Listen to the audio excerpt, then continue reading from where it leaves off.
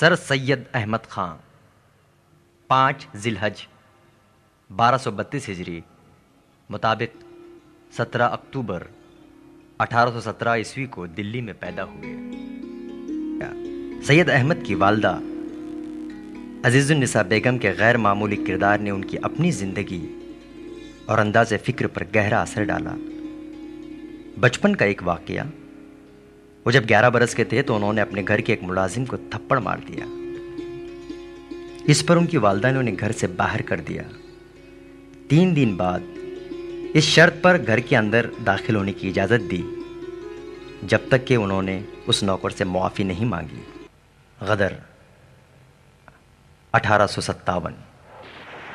برطانوی سامراج نے سارے ملک کو انتقامی آگ کے شعلوں میں جھونک دیا تھا۔ ہزاروں معصوم اور بے گناہ انسان ظلم اور بربریت کا شکار ہو گئے۔ نہ گور ہے، نہ کفن ہے، نہ رونے والے ہیں۔ اس غدر نے مسلمانوں کو کہیں کا نہ رکھا۔ مٹ گئے تیرے مٹانے کے نشاں بھی اب تو، اے فلک اس سے زیادہ نہ مٹانا ہرگز۔ غم اور مایوسی کی گھٹائیں ہر طرف سے انڈی چلی آ رہی ہیں۔ زندگی ایک بوجھ بن چکی ہے، تاہم سینوں میں کانٹا سا کھٹک رہا ہے۔ ایسے میں ایک اللہ کا بندہ سید احمد جب اس موج خون کو سر سے گزرتا ہوا دیکھتا ہے تو اس کا دل تڑپ اٹھتا ہے۔ مصلحت خاموش اشارہ کرتی ہے کہ گھر میں بیٹھو اور ہونٹوں کو سی لو۔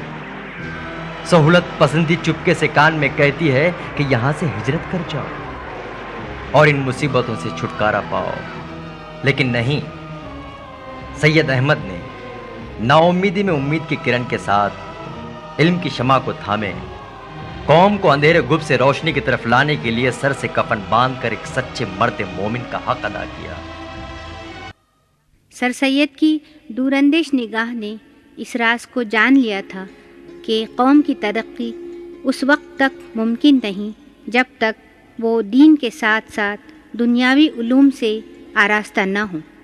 ان کا مقصد یہ تھا کہ ہندوستانی مسلمان انگریزی جدید تعلیمی نظام اور سائنسی علم سے روشناس ہو جائیں۔ اس کے لیے انہوں نے 1863 میں سائنٹیفک سوسائٹی قائم کی۔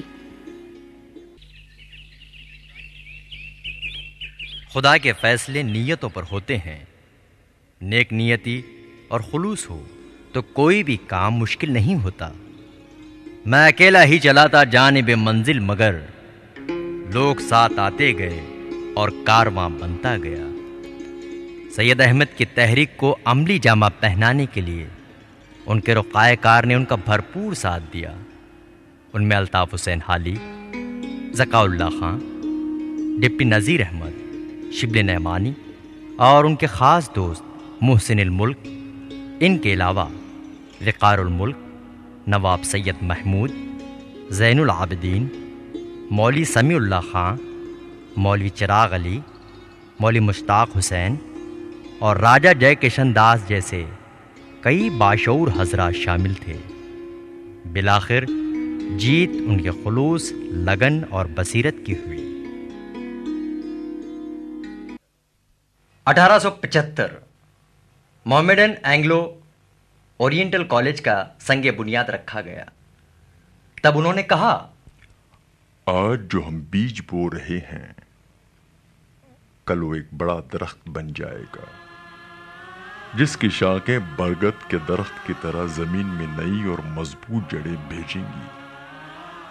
یہ کالج ایک وقت میں شاید جو یونیورسٹی میں تبدیل ہو جائے گا، اور اس کے طلبہ ملک کے اس کونے سے اس کونے تک آزادانہ علمی جستجو، کشادہ دلی، برداشت اور اونچے اخلاق کو پھیلانے کا ذریعہ بنے۔ یہ ابر ہمیشہ برتا ہے، یہ ابر ہمیشہ برسے گا، برسے گا، برسے گا۔